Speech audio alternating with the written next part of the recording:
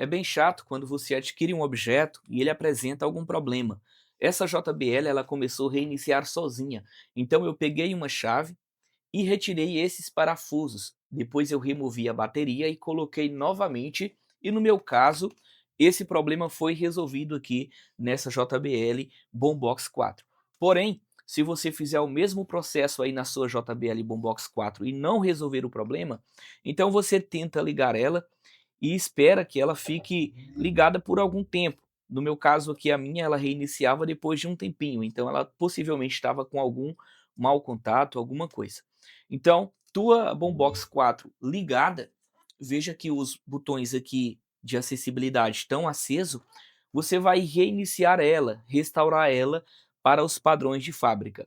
Para fazer isso, você aperta o botão de play e o pause, mais o sinal de mais, o botão de aumentar o volume, e segure os dois ao mesmo tempo por 3 segundos.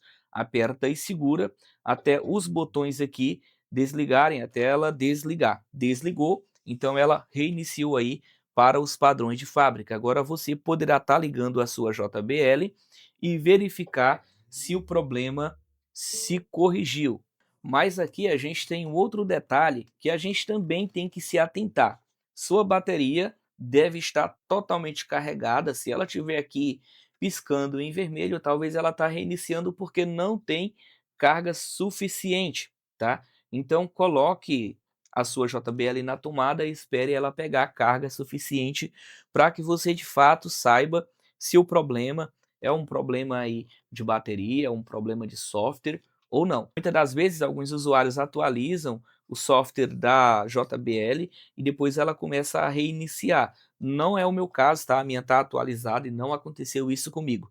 Então eu só consigo estar trazendo para vocês aquilo que já ocorreu comigo, uma solução que eu consegui estar resolvendo. Então, você tira a bateria, coloca de novo, não deu certo, faça o reset dela, verifica se ela está realmente com a bateria aqui totalmente carregada ou parcialmente carregada, para que você tenha certeza que não é essa a causa do problema. Bom, espero que esse vídeo te ajude de alguma forma e se resolver o seu problema, deixe o seu like e se inscreva no canal. Isso me ajuda a continuar trazendo novos tutoriais.